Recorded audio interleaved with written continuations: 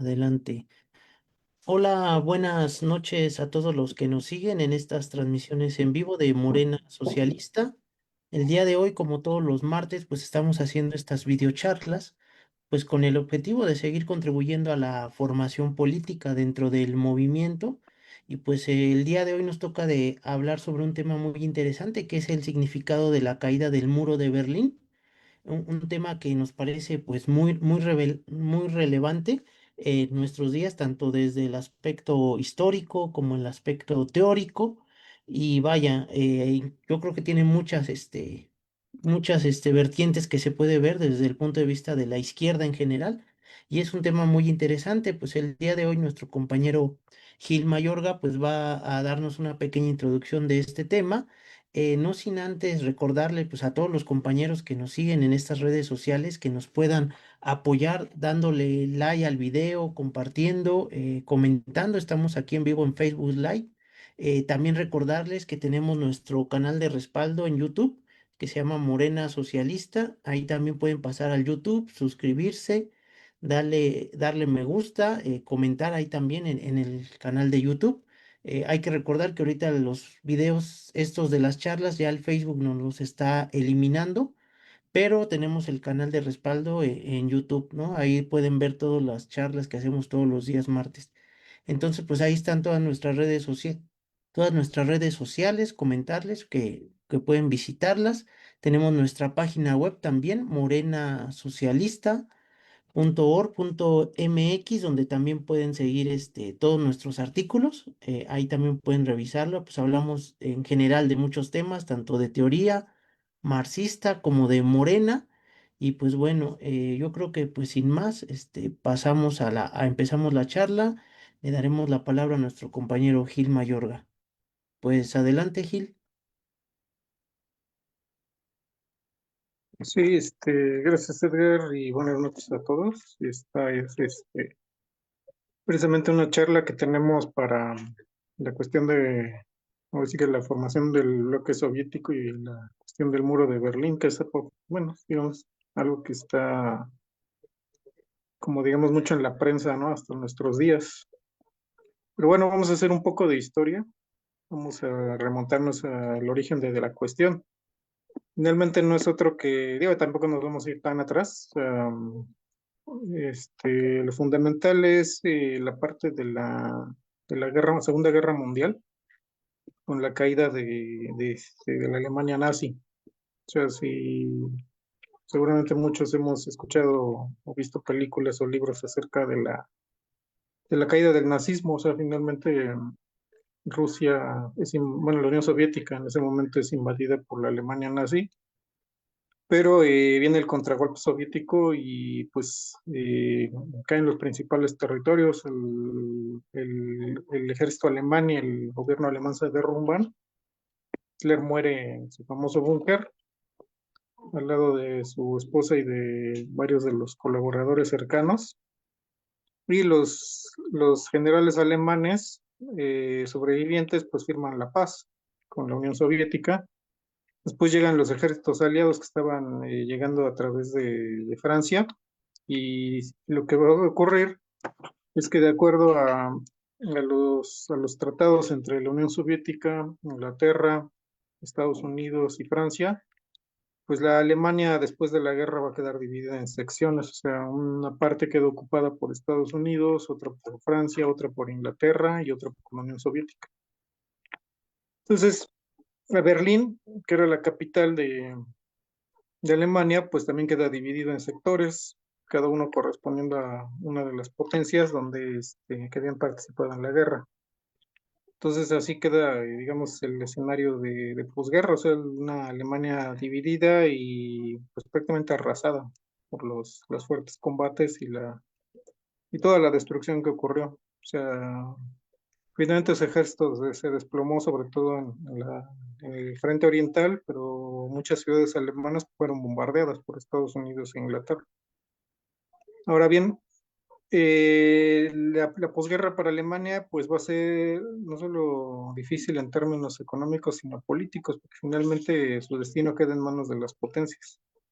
O sea, se firman los famosos tratados de Potsdam, entre las potencias ocupantes y con este reparto pues se empieza, digamos, el escenario político. Sin embargo, lo que va a ocurrir es que las potencias aliadas occidentales, es decir, Francia, Inglaterra y Estados Unidos, van a proclamar una República Federal Alemana uniendo los territorios que tenían ocupados. O sea, se brincan a la Unión Soviética e intentan construir, digamos, un Estado alemán rearmado. O sea, lo que es una medida hostil contra la Unión Soviética. La Unión Soviética lo que va a proponer es la reunificación alemana, pero de una Alemania neutral. O sea, una Alemania fundamentalmente desarmada y neutral frente a las demás potencias.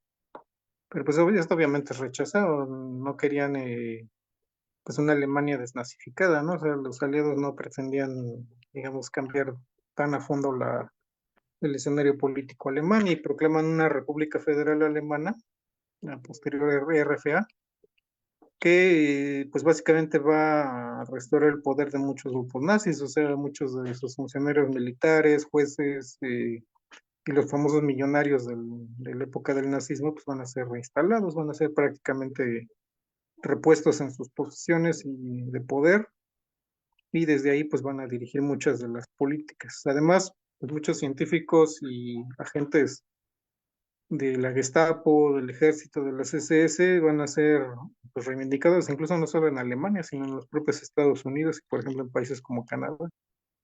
Se van a recibir a muchos criminales de guerra, muchos científicos como von Braun, por ejemplo, para los desarrollos de cohetes. Entonces, y otros van a ir a países menos, digamos, próximos, ¿no? Algunos van a acabar, por ejemplo, en América del Sur, muchos nazis se van a incorporar, por ejemplo, a los ejércitos y a los grupos contraguerrilleros en América del Sur. Entonces, el escenario del panorama del nazismo en el bloque occidental pues, no va a ser tan negativo, ¿no? Simplemente muchos van a ser reinstalados y pues, van a tener posiciones de poder que lleguen hasta nuestra época. Y eso por eso vamos al famoso auge del nazismo. En realidad los nazis pues, nunca se fueron de muchos lugares. Entonces, en respuesta a la República Federal Alemana, aunque va a ser la Unión Soviética y los grupos socialistas de Alemania bajo ocupación soviética, pues va a ser proclamar la República Democrática Alemana, la RDA, usando parte del territorio del oriental de Alemania o del viejo imperio alemán.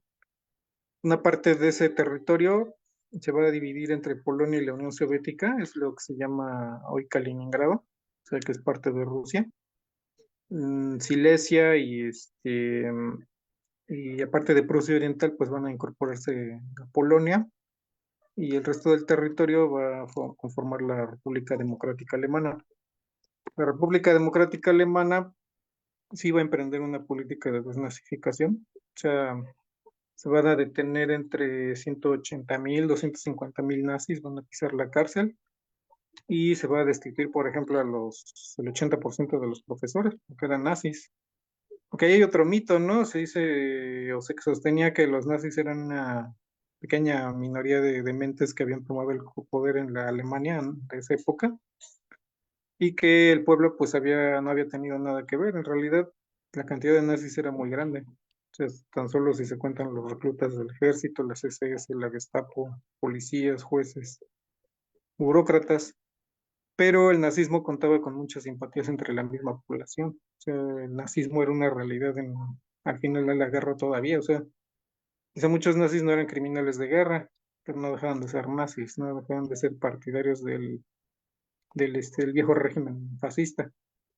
Y esto va a representar un problema para los socialistas y comunistas alemanes, porque aunque gozaban de grandes simpatías, pues tenían el estado repleto de jerarcas y de burócratas nazis, incluso soldados. Entonces, ¿qué hacer con este escenario? O sea, finalmente estos nazis no eran inocuos, ¿no? O sea, en cualquier momento podían establecer contacto con Europa Occidental y con la Alemania Occidental, que pues, también estaba llena de correligionarios. Entonces, el riesgo del nazismo y del fascismo era una realidad para la naciente República Democrática Alemana.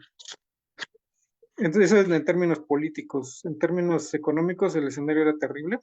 O sea, La Alemania Oriental había sido más devastada que la parte occidental. O sea, de una manera quizá deliberada, muy probablemente deliberada, y fue particularmente arrasada por bombardeos aliados. Primero, esa zona era mayoritariamente agrícola, era una zona más agrícola porque la industria alemana muy famosa estaba concentrada en el lado occidental, o sea, en la zona de Bonn, en la zona de Hamburgo, etcétera. En cambio, la Prusia Oriental pues, era una zona más agrícola, tenía mucha menos industria de todos los tipos. Y para acabarla la acabaron de destruir, o sea, para colmo estado había sido arrasado en la guerra. Entonces, la situación es que la poca industria que quedó, una parte fue incautada por la Unión Soviética como reparaciones de guerra y otra parte se quedó sin materias primas porque las materias primas y la energía se quedaron del lado occidental. Entonces, la situación pues, era penosa y exageradamente difícil para los alemanes orientales. La Unión Soviética estaba tan demolida y tan arrasada que pues difícilmente podía enviar ayuda, ¿no? Y de hecho estaba más bien cobrando reparaciones de guerra. Entonces, en un alarde de ingenio, los alemanes orientales, guiados por la organización política que crearon, el Partido Unificado de los Socialistas y los Comunistas, es decir, se unió el Partido Comunista de Alemania, heredero de las organizaciones de Karl Liebknecht y Rosa Luxemburg, con el SPD, o sea, la socialdemocracia, los socialistas. Y este partido llamado Partido Socialista Unificado de Alemania, o SED, se hizo con el poder, se hizo con el poder de la República Democrática Alemana. Ciertamente, pues hubo presión soviética, o sea, en ese momento hubo presión soviética y los socialistas comunistas aceptaron. Pues no se puede decir que no fuera realista, porque finalmente estaban bajo el asedio interior y exterior de las potencias, supuestamente aliadas, y al interior de los nazis, o sea, de los nazis que todavía estaban ahí, y acechados por el quebranto económico.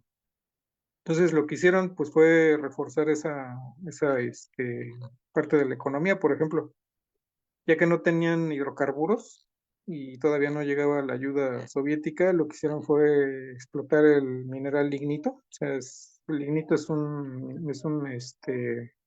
una forma de carbón, un hidrocarburo cercano a la turba, y ese sí abundaba en la Alemania Oriental. O sea, Alemania Oriental tenía inmensas reservas de lignito, entonces adaptaron la tecnología para poder explotar el lignito y obtener energía de ahí. Entonces establecieron una poderosa industria a partir de ahí. Entonces empezaron a fortalecer y crear nuevas industrias, empezar a producir todo aquello que necesitaban y no tenían manera de conseguir. Y con el paso del tiempo, la industria de Alemania Oriental llegó a ser la segunda del bloque socialista, o sea, solo superada por la Unión Soviética. Entonces, ya se puede decir mucho, ¿no? Del desempeño económico de los países socialistas, pero lo cierto es que en este primer punto, la República Democrática Alemana fue una demostración de lo que el socialismo en acción puede hacer. O sea, levantar un país atrasado, pobre y dividido y encima arrasado por la guerra y convertirlo en una potencia económica, como fue la antigua República Democrática Alemana en sus mejores tiempos. La otra, fue que el caso de Berlín, ese sí fue más que una espina en el costado de Alemania Oriental, pues fue una verdadera puñalada en la espalda. O sea, Berlín quedó dividido en zonas, pero la parte ocupada por Francia, Inglaterra y Estados Unidos se unificó y se adhirió a la República Federal Alemana. Berlín Occidental, así proclamado, quedó separado territorialmente del resto de Alemania, pero lo usaron como un arma. O sea, la subversión contra Alemania Oriental comenzó desde el principio, desde que se formó. O sea, lo primero que hicieron fue jugar con los tipos de cambio entre los marcos de Alemania Oriental y Occidental. Entonces, alguien que vivía del lado occidental pues, podía comprar barato en el lado oriental y tenía una moneda fuertemente subvencionada, fuertemente sostenida por las potencias. Entonces, así Alemania Oriental pues se desangraba económicamente en Berlín, sobre todo, porque en Berlín no había muros, no había fronteras. O sea, la gente de Alemania Occidental y Oriental pues pasaba de un lado a otro libremente, pero el marco de Alemania Occidental pues pesaba más y pues se hacían de gran cantidad de productos a costa de la economía de Alemania Oriental. Además, las potencias invirtieron fuertísimas sumas para hacer de Berlín Occidental pues un escaparate del capitalismo, pero un escaparate pues, subvencionado, o sea, financiado prácticamente por las potencias, a fin de fomentar primero una fuga de cerebros de Alemania Oriental, o sea, traer a los técnicos, médicos y artistas, todo lo que se pudiera para privar de cuadros a Alemania Oriental. Y además difundir propaganda, ¿no? De que el capitalismo es un sistema mejor que el socialista, que hacer creer a los alemanes orientales que pues iban a vivir mejor, ¿no? En el lado occidental. Entonces fue una poderosa arma de propaganda, un desangramiento de cerebros y pues un desangramiento económico para la Alemania oriental. Eso llevó a que en el 1960-61 erigieran el muro de Berlín, el famoso muro de Berlín, que no se conocía así, ¿no? Se llamaba muro de defensa antifascista. Y bueno, ya la propaganda se encargó de hacerlo parecer una especie de división de Alemania, ¿no? Porque incluso geográficamente se hacía creer que el muro dividía Alemania en dos. En realidad, lo que hacía era encerrar la zona de Berlín Occidental, que estaba en contacto con, o dentro, de hecho estaba incluido dentro de la zona oriental. Entonces, no es como que toda Alemania estuviera dividida por un muro, sino que era pedir circular a la fuga de cerebros y la subversión, porque pues también a través de ahí pues entraban saboteadores, entraban agentes y espías de Alemania Oriental y de los servicios secretos de Europa Occidental y de Estados Unidos. Entonces ahí, bueno, desde luego el poner un muro pues no fue una medida muy, pues, con muy buena publicidad, finalmente es un muro. Entonces, a su versión continuó, pero Alemania Oriental pues se recibió muy mala propaganda, ¿no? Tuvo muy malos resultados en términos de propaganda y el muro fue usado para denunciar la supuesta privación de derechos, ¿no? Del socialismo y pues, conocemos la historia, ¿no? Se volvió un símbolo a destruir. Posteriormente, cuando empieza a haber problemas económicos y gran crisis política en el bloque oriental, pues, con todo y la Unión Soviética, pues el muro se vuelve un objetivo a, pues, arrasar, ¿no? A destruir. Cuando finalmente se disuelve bueno, un poco antes de que se disolviera la República Democrática Alemana, pues el muro fue derribado. Y después se disolvió como tal, la República Democrática Alemana y se reintegró más bien se integró con la República Federal Alemana. Entonces, hasta la fecha, pues es casi un lugar de peregrinación, ¿no? Esas secciones del muro se volvió un souvenir, etcétera, etcétera. O sea, la magia, ¿no? Del capitalismo en acción. Se reinstalaron incluso los cuadros fascistas, ¿no? Pero bueno, ahí continúa una especie de leyenda negra, ¿no? De la Alemania Oriental se le denunció como una especie de prisión del pueblo alemán. Se le denunció el muro como si el muro fuera para detener, ¿no? O aprisionar a la población del país entero. O sea, cuando en realidad era una división de la capital para impedir precisamente todas estas situaciones que eran una ruina del Estado socialista. Y circularon pues muchas otras cosas, ¿no? O sea, se hablaba, por ejemplo, de la limitación de derechos, se hablaba de la premura económica, etcétera, etcétera. Y ciertamente no se puede ignorar que había problemas y no eran problemas menores, ¿no? O sea, finalmente la idea de una Alemania oriental no era muy bien aceptada incluso entre los socialistas y comunistas. Creo que ni el mismo Stalin le pareció muy bien la idea de una Alemania oriental. Lo que pues deseaban era una Alemania unificada, neutral y que empezara a evolucionar hacia el socialismo, ¿no? A través de su propia lucha política. ¿Por qué? Porque o sea, la división pues engendró también odio nacional. Y Alemania Occidental pues se rearmó, con el paso del tiempo se rearmó y dio origen a la Alemania actual, que es una potencia agresiva de nuevo y belicista, y cuyo poderío económico pues sirve a la clase dominante. Entonces, eso por un lado. Por otro lado, en el proceso general de derrumbe del bloque socialista, pues Alemania va a tener ese papel fundamental, ¿no? O sea, va a ser como el punto de quiebre. Esto porque finalmente es como la primera línea de defensa del bloque socialista y el gobierno y el Estado de Alemania Oriental están muy cerca de la Unión Soviética.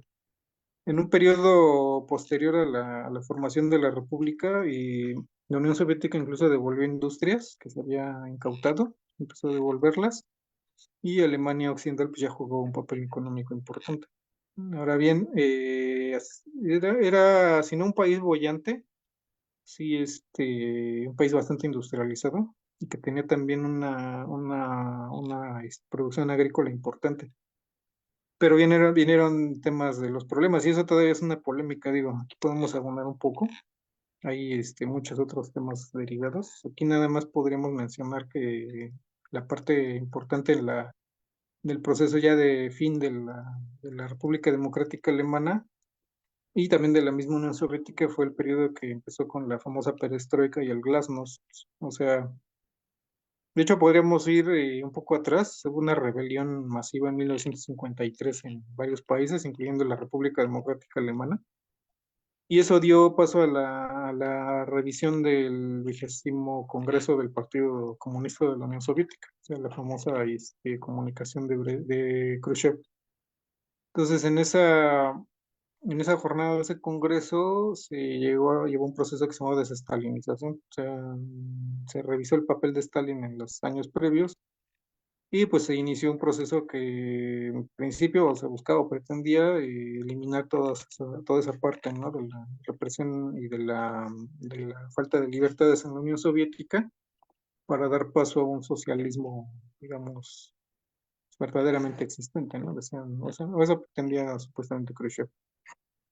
Pero Khrushchev también fue defenestrado finalmente y pasaron más años hasta que llegó el bloque de Gorbachev. Entonces en Gorbachev lanzan un nuevo proceso que se llama precisamente perestroika y glasnost. Entonces, la perestroika es una renovación y el glasnost pues establecía una forma de libertad de prensa.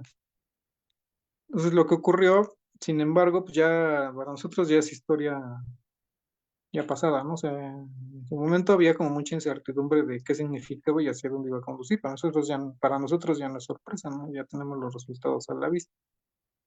El resultado, pues, fue la disolución de la Unión Soviética,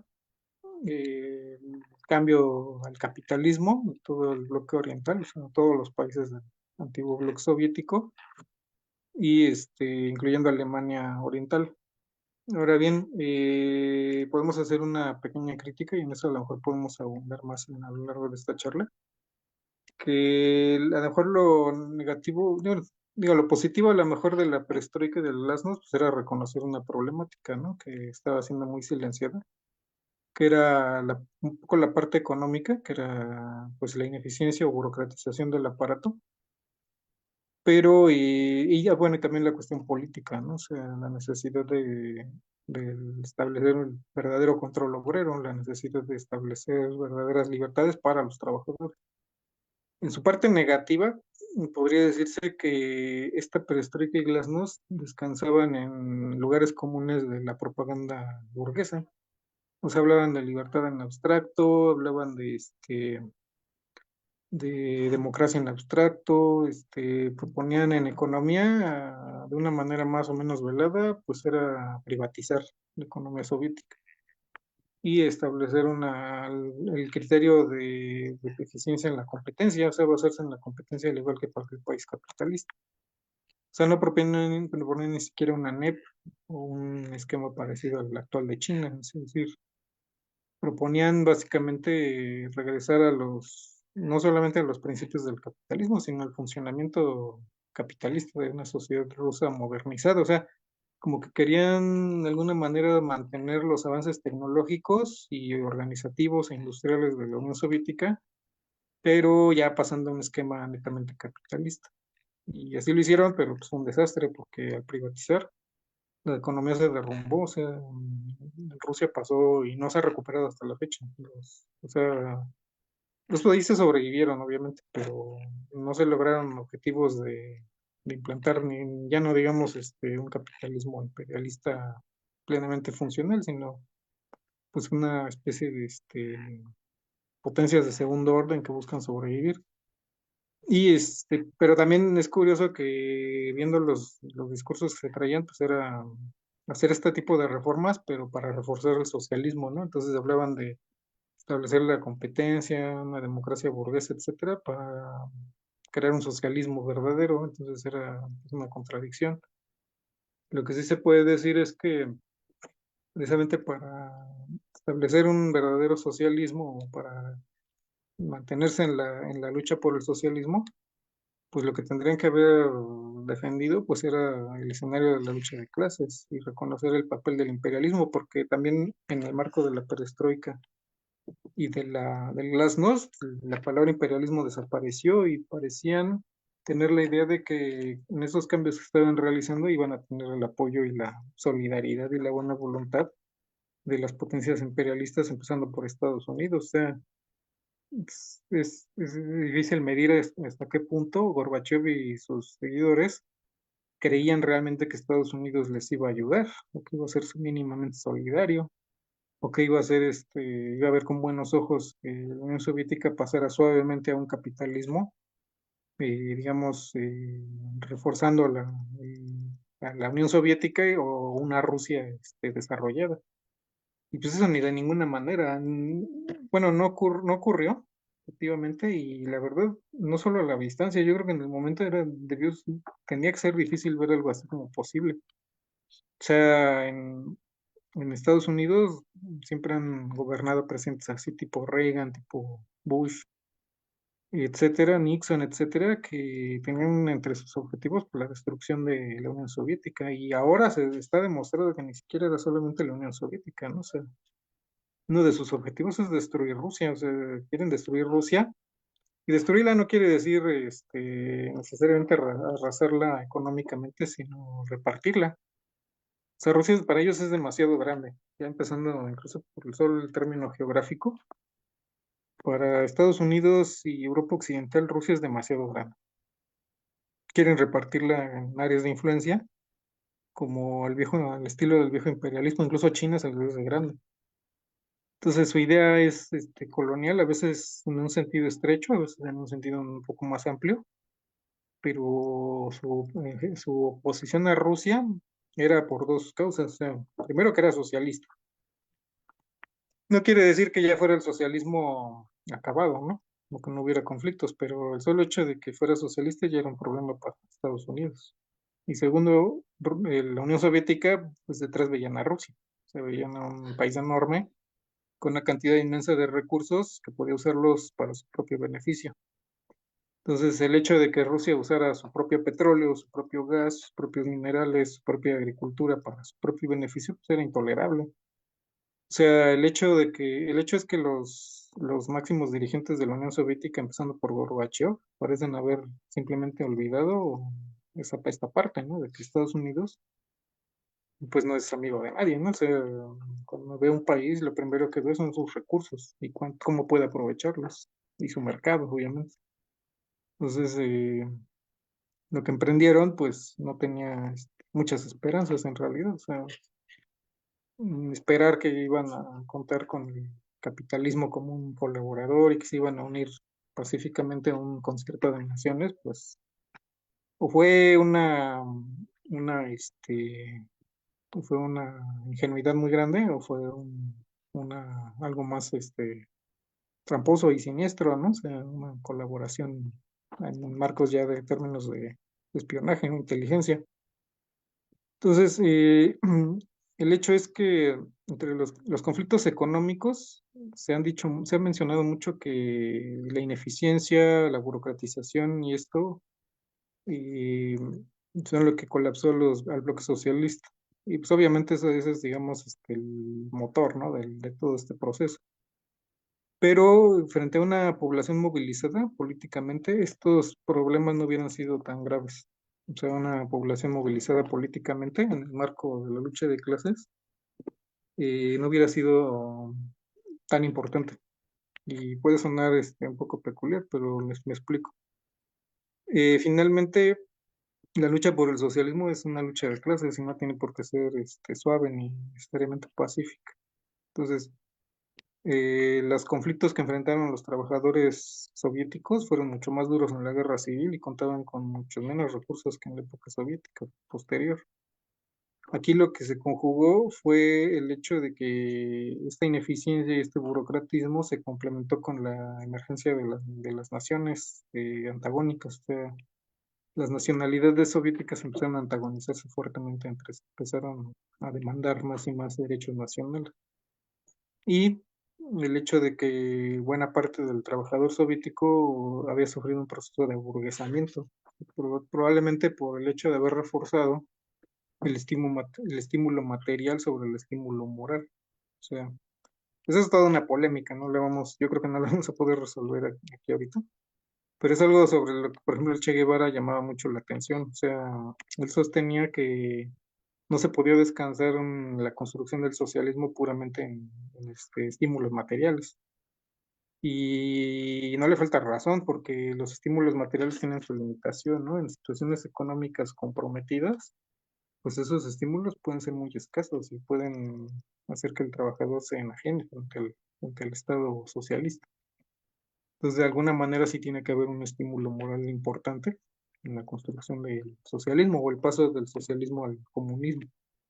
Entonces, en el caso de la Unión Soviética, pues vemos que la población se había burguesado, una parte en términos materiales y otra, y la mayoría en términos políticos. O sea, se habían enajenado de su Estado, se habían enajenado de las formas del Estado y pues demandaban una forma de vida burguesa. O sea, muchos no, ni siquiera habían llegado a la idea socialista, ¿no? Sino que se mantenían con el sistema mientras les proporcionaba algún bienestar y pues lo abandonaban el barco, ¿no? En cuanto no lo proveía. Y el último punto que quisiera mencionar en esta pequeña introducción es parte de Cuba, ¿no? Finalmente, Cuba fue refractaria a la perestroika y al glasnost. Llegó incluso a prohibir la circulación de revistas soviéticas que hablaban de estas tendencias. Y en general, pues hizo una denuncia, ¿no? De este proceso como una regresión. Yo creo que al menos en algunos puntos, sí, la historia le dio la razón a Cuba y a Fidel Castro en el sentido de que lo que estaban observando, y porque lo hizo en ese momento, ¿no? O sea, y algunos años después pues, vino también la revisión, y pues el hecho es que lo que hizo Cuba, o sea, no fue, digamos, irse con los cantos de sirena, ¿no? Supuesta apertura, y lo que hizo fue reforzar la unidad del partido.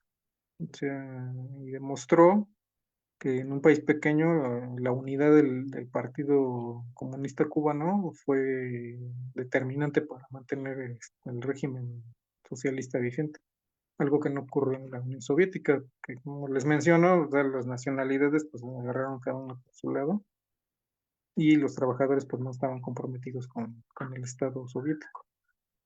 Entonces, por eso fue de mi entender, y esa es así una opinión personalísima, el principal problema de la Unión Soviética no fue económico, o sea, fue eminentemente político, político nacional.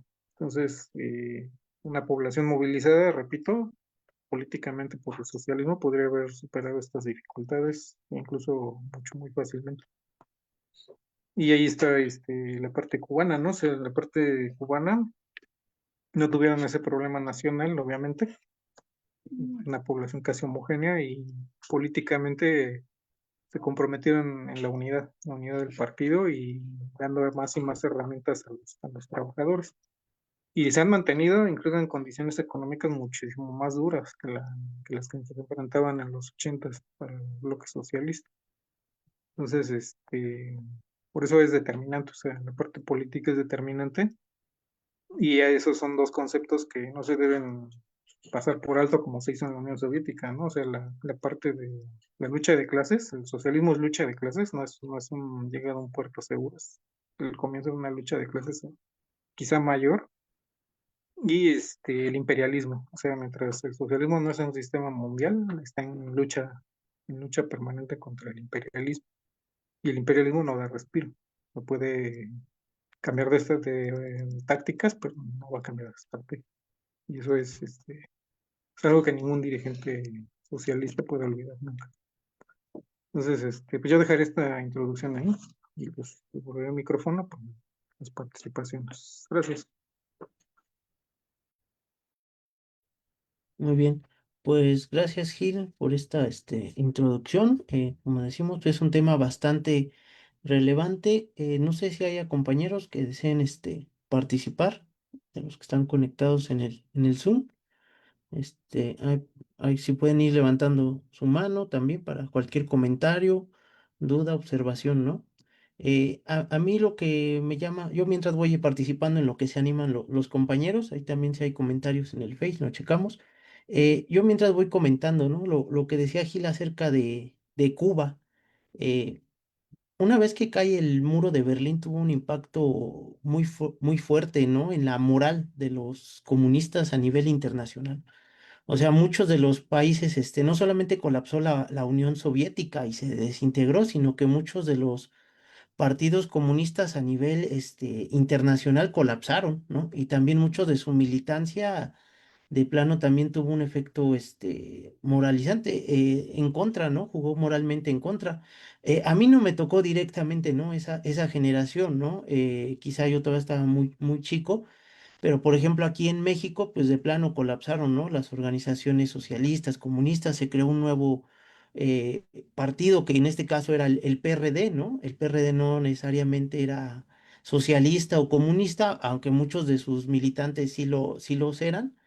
Y por ahí también había algunos intentos, ¿no? De seguir luchando contra el sistema como el zapatismo, o sea, el zapatismo en 1994 era altamente revolucionario, pero a lo que voy es de que pues el efecto que tuvo el colapso, ¿no? Del llamado socialismo de la Unión Soviética y todo empieza esto con la caída del muro de Berlín fue muy grande, ¿no? A nivel internacional, o sea, se utilizó como una propaganda, ¿no? Muy fuerte para tratar de decir de que el socialismo no funciona, el socialismo, no puede ser posible, por ahí dijeron que era el fin de la historia, ¿no? Que ya la historia se había acabado, de ahora en adelante puro capitalismo, ¿no? Y prosperidad, pero pues resulta que no ha llegado esa mentada prosperidad, ¿no? En 30 años, ¿no? Más de 30 años que cayó la Unión Soviética. O sea, el capitalismo te sigue ofreciendo, puras guerras, ¿no? Puros salarios de hambre, puras miseria, desigualdad, desempleo. O sea, eso es lo que te sigue ofreciendo el capitalismo a nivel internacional. Entonces, pues hoy en día, pues se sigue poniendo sobre la mesa la necesidad de llegar a un sistema económico distinto al capitalismo, porque el capitalismo ya demostró que no, o sea, que no es un sistema que genere desarrollo para toda la sociedad en su conjunto, genera ganancias para unos cuantos, ¿no? Esas unas cuantas empresas transnacionales sí se hacen altamente millonarias, ¿no? Haya crisis o no haya crisis, esas empresas siempre estarán haciéndose millonarias, pero en general la población no vemos ese alto grado de desarrollo con el capitalismo. Entonces aquí se plantea nuevamente, ¿no? La necesidad de buscar un sistema económico distinto al capitalismo y el efecto que tuvo la caída del muro de Berlín pues yo lo puedo ver no solamente en el colapso, ¿no? De los partidos comunistas, ¿no? De 1990 para acá, también dentro la desmoralización de muchos compañeros. ¿Y eso qué provocó? Pues que llegara la famosa etapa neoliberal, ¿no? Aquí en América Latina, pues se privatizó todo, ¿no? Todos los salarios a nivel internacional de la clase trabajadora cayeron porque pues, al ya no haber organizaciones que defendieran una perspectiva de lucha de clases, los salarios colapsaron, las prestaciones también disminuyeron, ¿no? Los servicios públicos fueron privatizados, o sea, todo eso ocurrió a partir de la llamada modelo neoliberal, que es consecuencia precisamente de esto, ¿no? O sea, es importante analizar el neoliberalismo partiendo de esto, o sea, por más que queramos tratar de cerrarnos ojos y no querer ver la necesidad del socialismo, pues el socialismo aquí te lo vuelve a poner, ¿no? Sobre la mesa. O sea, históricamente la izquierda tenemos que analizar todos estos procesos, ¿no? Del socialismo, del comunismo, porque de lo contrario, si nos metemos a la política y nada más estamos viendo que porque ya pusieron otro priista y hago mi coraje, pero no le meto todo este contenido ideológico, histórico, estamos ahí como navegando sin brújula, ¿no? Entonces, a nosotros sí nos parece importante analizar todo este tipo de temas y como les decía, o sea, la cuestión del socialismo, pues aquí viene el primer tema fundamental, o sea, ¿qué fue lo que cayó ahí? O sea, porque la derecha o el capitalismo trata de decir que fue el colapso del socialismo, pero pues en realidad nosotros hemos analizado esta situación y ya lo comentaba Gil, ¿no? Algunas vertientes, ¿no? De por qué pudo haber colapsado el socialismo. Yo aquí pondría algunas sobre la mesa, ¿no? Es inevitable, ¿no? Entrar en ese tema, ¿no? Ya es como otro tipo de análisis, pero es inevitable. Eh, de entrada, nunca existió un socialismo, ¿no? Como tal. ¿El socialismo es a nivel internacional o no es socialismo? El socialismo es un sistema económico de la humanidad o no se puede hacer en un solo país, ¿no? Y aquí otra vez entramos, ¿no? Al conflicto histórico, ¿no? A la llamada teoría del socialismo en un solo país. ¿Por qué no se puede hacer el socialismo en un solo país? Porque el capitalismo a nivel internacional te va a seguir atacando ideológicamente, económicamente, de todas las formas que pueda hacer, ¿no? El capitalismo es un sistema que va a buscar expandirse y en ese sentido, por más que seas un país gigantesco, ¿no? Como Rusia era un país gigantesco de un tercio del mundo, vas a terminar colapsando, ¿no? Ante el capitalismo. Entonces, esta idea de que el socialismo se puede construir en un solo país, pues demuestra que no es posible, ¿no? Y de ahí se abandona la perspectiva revolucionaria, ¿no? Que era la revolución internacional. O sea, Lenin por eso creó la Internacional Comunista. Cuando recién tomaron el poder en octubre de 1917, una de las primeras tareas de Lenin fue crear la Internacional Comunista, que iba a funcionar como un partido de la revolución mundial. Para Lenin era muy claro que tenían que seguir avanzando a la revolución mundial. Obviamente eso no significaba que agarraras a los bolcheviques y los llevaras a invadir otros países, ¿no? Eso no era lo que quería decir Lenin, pero sin embargo sí tenías que tener vigente la perspectiva de la revolución mundial, porque de lo contrario el capitalismo, ¿no? Te iba a seguir atacando. Y otra cuestión que yo pongo ahí también sobre la mesa, que creo que son dos fundamentales, ya se comentó aquí, la cuestión de la democracia proletaria, o sea, realmente no había un control democrático de la población en la economía. O sea, y para que el socialismo pueda existir, debe de haber un control democrático de la población en la economía. De lo contrario, se muere el mismo sistema económico. Lo que había era pues sí, una economía planificada, pero no había una democracia plena de parte del proletariado. Había una democracia, pues no era una democracia, más bien había un control burocrático, ¿no? Ya en aspectos políticos de los partidos comunistas, que eran los que decidían todo, ¿no? Todas las vertientes y tú te tenías que alinear a los partidos comunistas. Esta situación de centralización así forzada quizá en algún momento histórico era necesaria, ¿no? Centralizar todo, pero a la larga necesitas darle oxígeno a la población para que la misma población se radicalice, la misma población participe y defienda el socialismo. Por ahí decían que incluso ya habíamos llegado al comunismo, ¿no? Por ahí los dirigentes de la URSS, ¿no? Por ahí de 1950 ya habían dicho que ya se había llegado al comunismo, pero esa era mentira, ¿no? Al morir Stalin llega este proceso de desestalinización, ¿no? Le llamaban así, para quitar todos los excesos de la revolución con Khrushchev, pero lo que se avanza no era en un avance hacia la izquierda, ¿no? De generar democracia proletaria, sino se avanza hacia un sentido burocrático.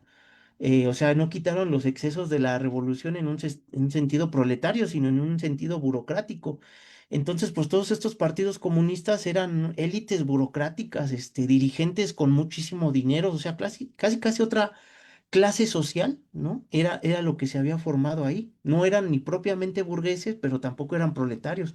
Era una clase burocrática con altos privilegios, altos sueldos, ¿no? Descomunales, con un control bastante fuerte, ¿no? Entonces, pues a la larga, eso es lo que termina también, provocando que este tipo de sistema económico termine colapsando.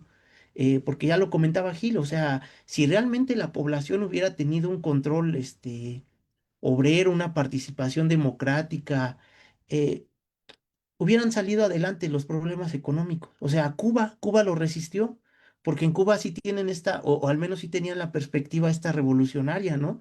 De la solidaridad, del cooperativismo. Se viene un huracán y en Cuba entre todos se apoyan y se echan la mano y sacan adelante, ¿no? Cualquier tipo de crisis económica o cualquier problema.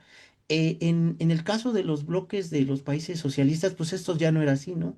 O sea, ya también Gil comentaba la cuestión, ¿no? De cómo se aburguesaba, ¿no? La clase trabajadora, porque tenían muchos, pues sí, o sea, pan no les faltaba, ¿no? Pero por ahí dicen que no solo de pan vive el hombre.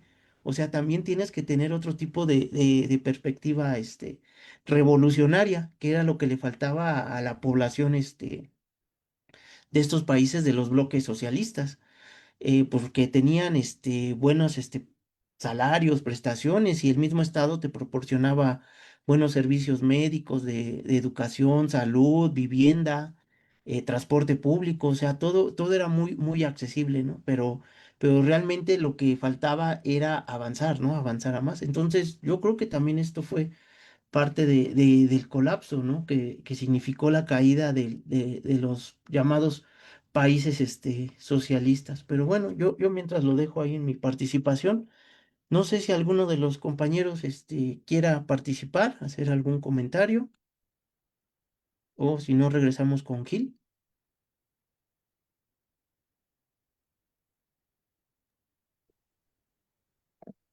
Buenas noches, compañeros.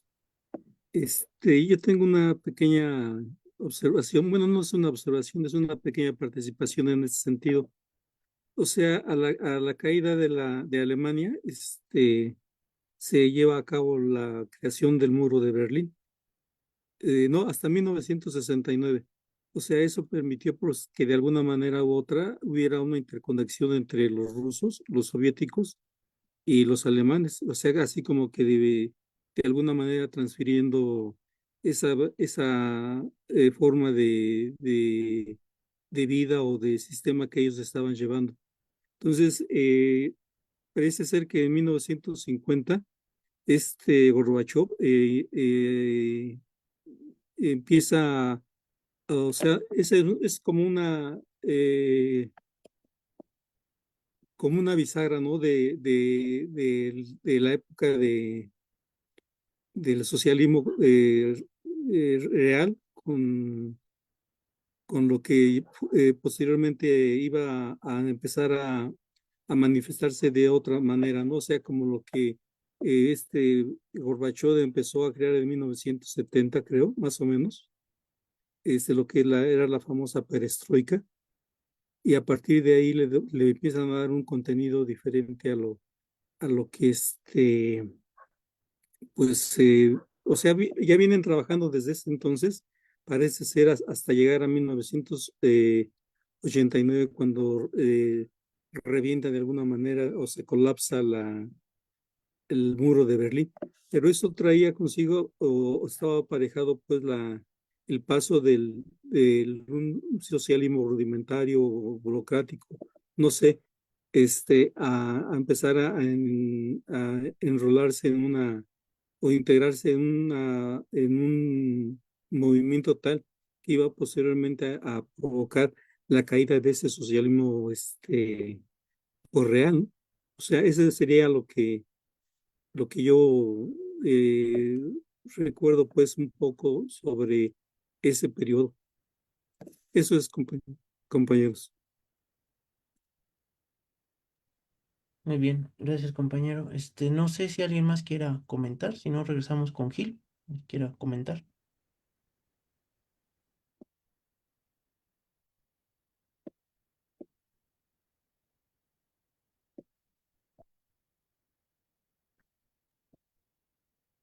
Sí, entonces regresamos contigo, Gil. Ah, sí, sí, si quieren lo que quieren ir comentando. Sí, bueno, para ponernos un poco de acuerdo en las fechas, hay que recordar que la Guerra Mundial acaba en el 45, o sea, para no irnos más atrás. La RFA y la RDA se proclaman, o sea, las repúblicas alemanas, posguerra, se proclaman en el 49.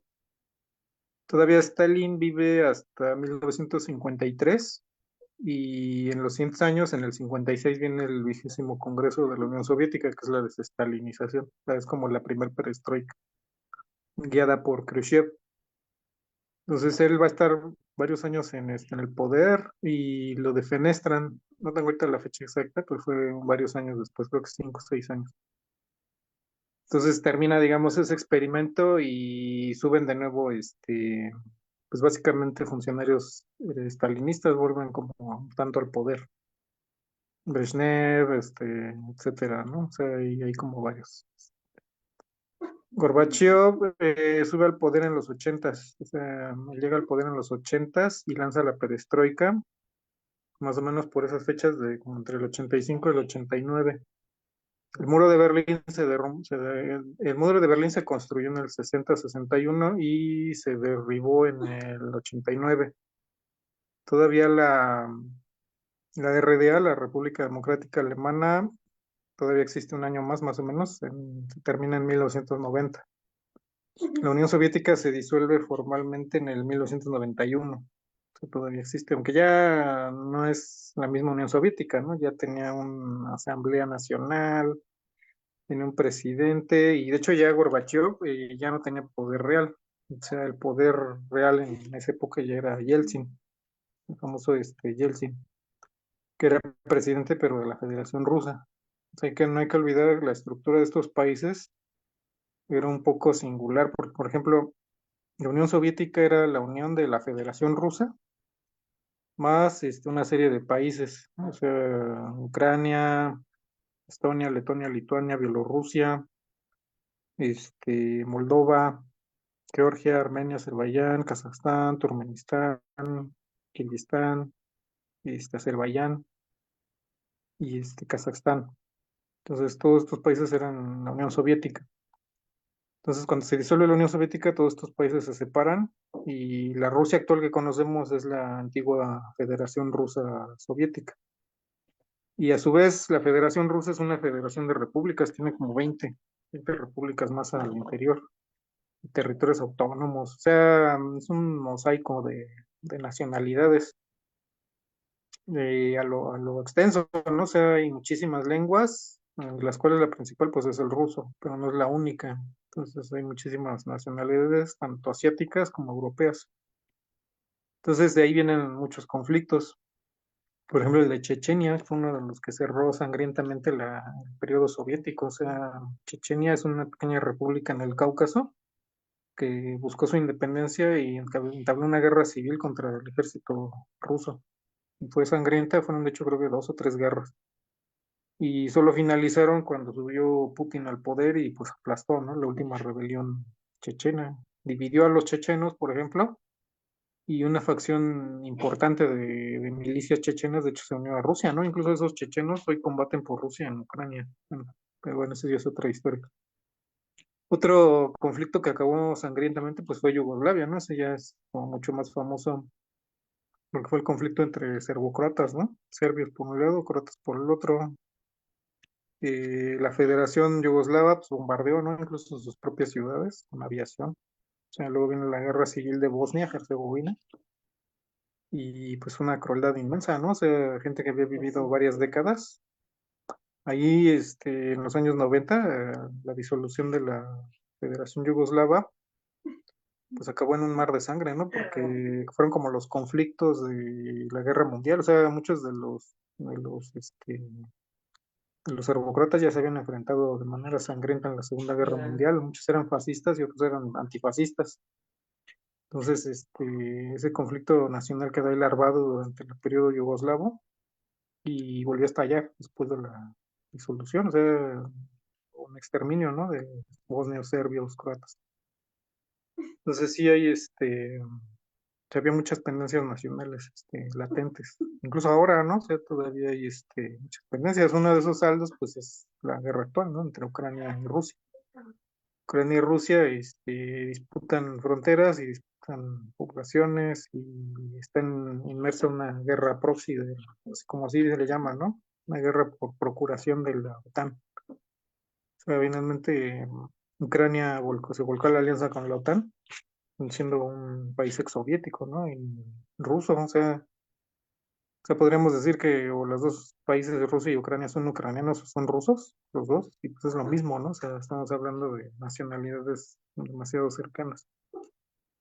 Pero esta peculiaridad de la emergencia nacional es como que la formación de naciones bajo el Imperio Ruso no cuajó, no como decimos ahora, no cuajaron y quedaron como incompletos. Entonces, cuando llegan las revoluciones socialistas, empatan con esas revoluciones nacionales, entonces se forman bloques nacionales y de clase.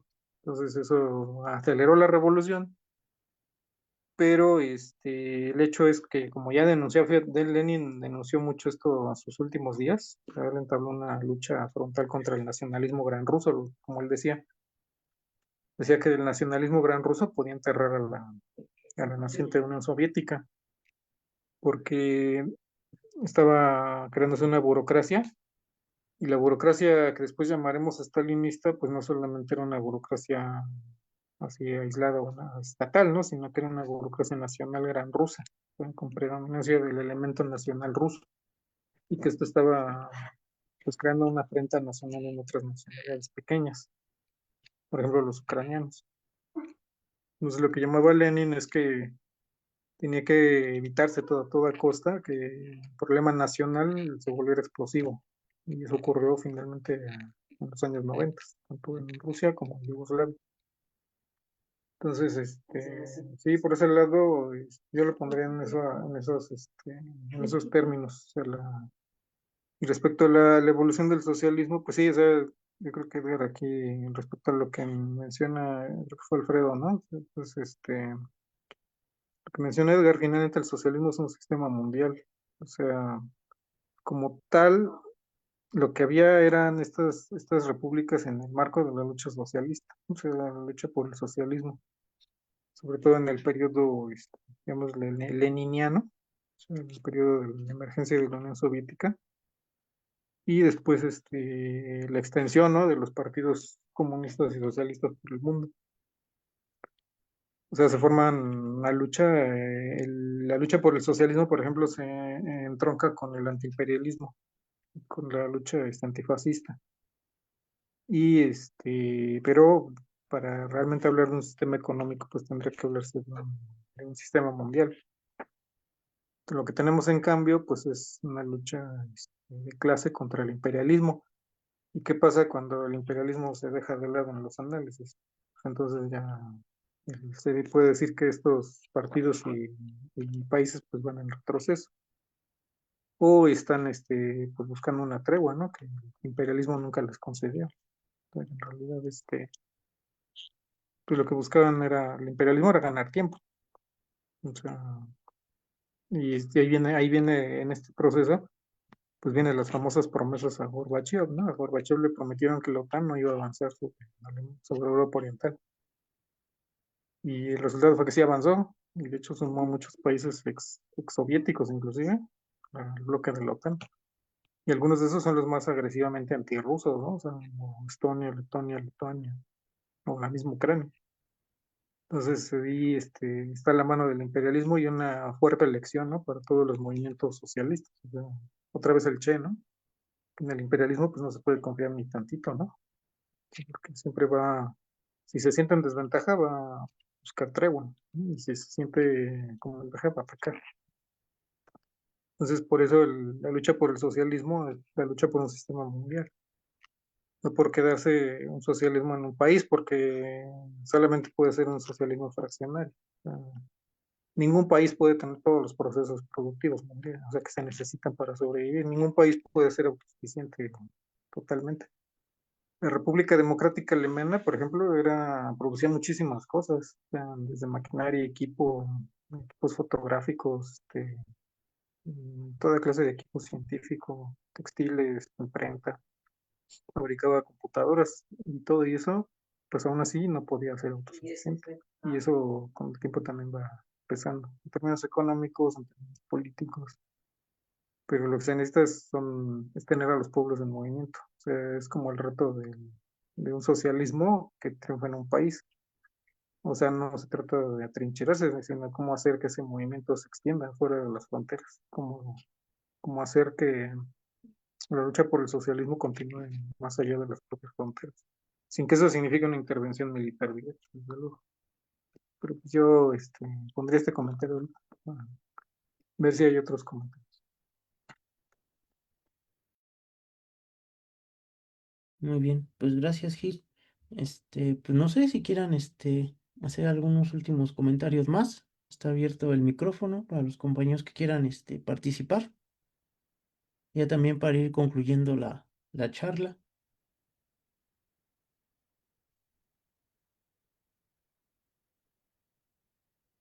¿sí? En lo que se van animando, si quieren, yo también voy, participando, ¿no? Miren, después de que termina la Segunda Guerra Mundial, pues la economía se desarrolla, ¿no? A gran escala. Hubo prosperidad económica tanto en el capitalismo como en el socialismo. O sea, se desarrollaron las fuerzas productivas. Esto Marx ya lo había mencionado. O sea, para que el capitalismo salga de una crisis tiene que destruir primero las fuerzas productivas a través de una guerra y la Segunda Guerra Mundial fue eso. Bueno, las dos guerras, ¿no? La Primera y la Segunda Guerra Mundial fueron eso. O sea, destruyeron prácticamente las fuerzas productivas de todo el mundo. Entonces, cuando hay un colapso de esa magnitud tan destructivo, pues obviamente hay un repunte, ¿no? Otra vez vuelves a irte hacia arriba, ¿no? Entonces, estamos hablando que después del periodo de guerras, pues el capitalismo pudo desarrollarse y también en la URSS hubo un grado de desarrollo bastante fuerte, ¿no? Incluso en la época en la década de los 60, pues se da esta llamada carrera espacial, ¿no? Pues donde pues la URSS mostró también su poderío industrial de desarrollo de fuerzas productivas y pues mandó personas, ¿no? No solamente mandó naves espaciales, mandó un perro y a un humano, ¿no? Y en el caso pues, de los Estados Unidos, pues querían poner, ¿no? Al hombre en la luna, ¿no? Pero todo esto se debe precisamente al desarrollo de las fuerzas productivas. ¿Qué pasa a partir de la época de los setentas, ¿no? De los setentas para acá, pues empieza otra vez el declive, ¿no? De la economía a nivel mundial. O sea, esta situación de crisis que venimos padeciendo empieza desde los setentas, pero a la economía a nivel mundial, pudo generar pues grandes prestaciones, ¿no? Para los trabajadores, crear empresas públicas, crear prestaciones laborales, ¿no? Pensiones, seguridad social, infraestructura, ¿no? En el capitalismo, en todos los sentidos. Entonces, a partir de la década de los setentas, pues viene el capitalismo, ¿no? Otra vez arremetiendo fuertemente para tratar de compensar su disminución, ¿no? Esta llamada famosa tendencia de la tasa de ganancia, pues el capitalismo trata, ¿no? De volver redituar, ¿no? La tasa o de compensar la disminución en la tasa de ganancia y por eso busca que las empresas públicas se privaticen, ¿no? Para obtener ganancia, los salarios y las prestaciones pues se ataquen para obtener ganancia, es decir, otra vez lo que es la lucha de clases. Y en este sentido, pues la URSS significaba todo eso, o sea, doblegar al proletariado en el sentido de la lucha de clases. Ahora, el camino que siguió la URSS, pues ya se comentó, ¿no? Es inevitable no entrar en la cuestión esta de la burocratización de la URSS.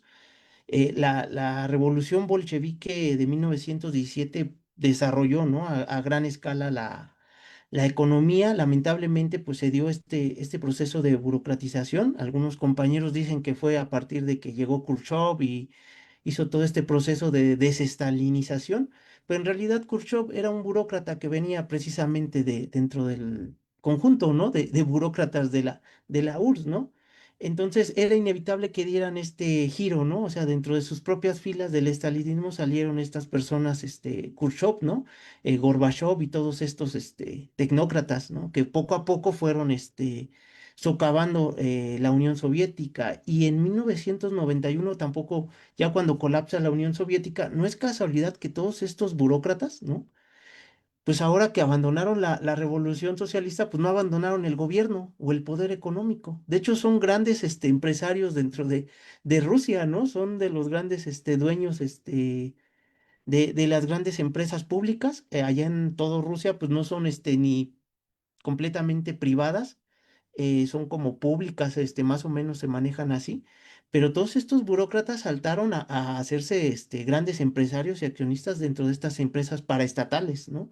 El mismo caso del mismo Putin, ¿no? Que viene como ya se ha comentado, ¿no? Que viene de toda esta burocracia de la Unión Soviética y pues está, ¿no? Ahí al frente. Entonces, son temas que se tenemos que analizar. Yo creo que a mí me llama mucho la atención todo es precisamente cómo se da todo esta situación del colapso de la Unión Soviética, la caída del muro de Berlín, que fue como algo más, quizás simbólico, ¿no? Ya se comentó aquí, pero pues se da, ¿no? En esta situación de que tenemos que seguir analizando, cuestionando para no cometer los mismos errores, ¿no?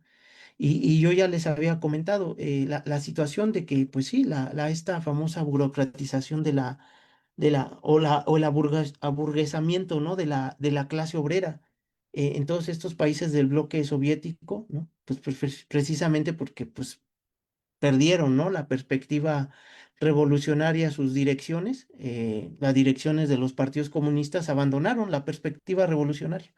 Ya su perspectiva ya no era el socialismo a nivel internacional ni la revolución comunista mundial. Su perspectiva de burócrata era socialismo en un país, ¿no? O sea, de cierta forma tiene lógica dentro de la mentalidad de un burócrata, ¿no? Pues ¿para qué te vas a hacer la guerra a otro país? ¿Para qué vas a seguir organizando si aquí en tu país tienes todo, ¿no? Y con estos discursitos, pues, embaucaban también a la clase trabajadora, ¿no? Pues, ¿para qué la revolución mundial? ¿Para qué si aquí tienes trabajo, prestaciones, tienes todo, ¿no? ¿Para qué nos embaucamos en esa aventura, ¿no? De revolución mundial, son ilusiones. Entonces, pues, a la larga, eso es lo que termina, ¿no? Precisamente socavando, abandonar completamente la perspectiva revolucionaria dentro de la clase trabajadora, pues el que no existiera una democracia proletaria también juega un papel muy fuerte. O sea, si no hay un control obrero dentro de la economía, cualquier intento de organización va a terminar colapsando, ¿no? Porque la democracia es como el oxígeno al cuerpo, lo necesita y si no te asfixias tú solo. Entonces, mucho de la clase trabajadora, pues, abandonaba también esta idea de seguir con la democracia, ¿no? Todo se lo dejaba a los líderes sindicales, a los líderes del Partido Comunista, ¿no? A los camaradas, ¿no? Entonces, pues van delegando, ¿no? Todo este tipo de situación y al final, pues tiene las consecuencias, ¿no? Que ya explicábamos.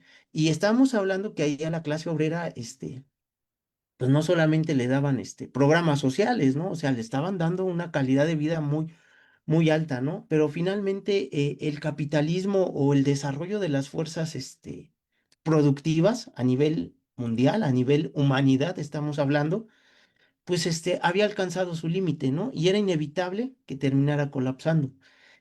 Ahora, ¿qué es lo que, una de las premisas principales, ¿no? Que debe de haber dentro del socialismo? Es el constante desarrollo de las fuerzas productivas.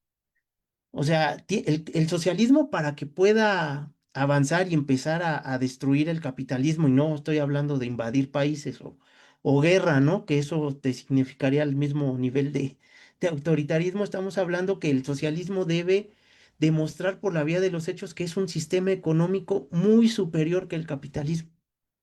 O sea, debe de tener desarrollo de fuerzas productivas, debe de tener tecnología muchísimo más avanzada que el capitalismo, tecnología puesta a disposición de toda la población, ¿no?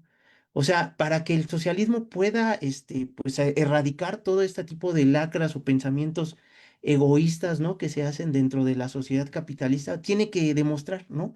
por la vía de los hechos que es muy superior, ¿no? En frente al capitalismo, ¿no? Y en cuestiones de desarrollo de fuerzas productivas. En un estado socialista no solamente debe de haber este iPhone, ¿no? Que te da el capitalismo, ¿no? Si en un sistema socialista debe de haber iPhone más avanzados y puestos para toda la población, ¿no? De manera accesible para todos. O sea, estoy poniendo así ejemplos muy generales, pero así tendría que ser en todos los sentidos, ¿no? Servicios públicos, mercancías, muy, muy, muy avanzados para que puedas ir poco a poco, pues acabando ideológicamente con los rastros del capitalismo.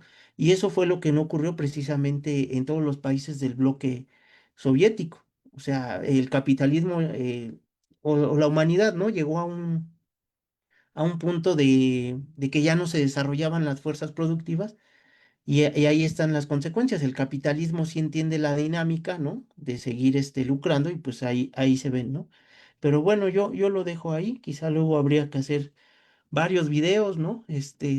Yo creo, aquí hemos tocado muchos temas en ya varios años, pero todavía nos faltan tocar más temas, ¿no?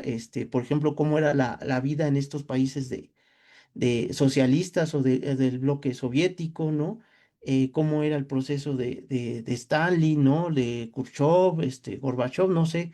Yo creo que son todavía muchos temas que nos han faltado tocar, pero ahí poco a poco los iremos agendando. Pero yo mientras ahí ya termino mi participación, pues no sé si algún compañero quiera también dar algún comentario final ya para cerrar, y si no, pues ya concluimos con Gil. ¿Cómo ven? ¿Alguien más que quiera comentar ya para ir cerrando?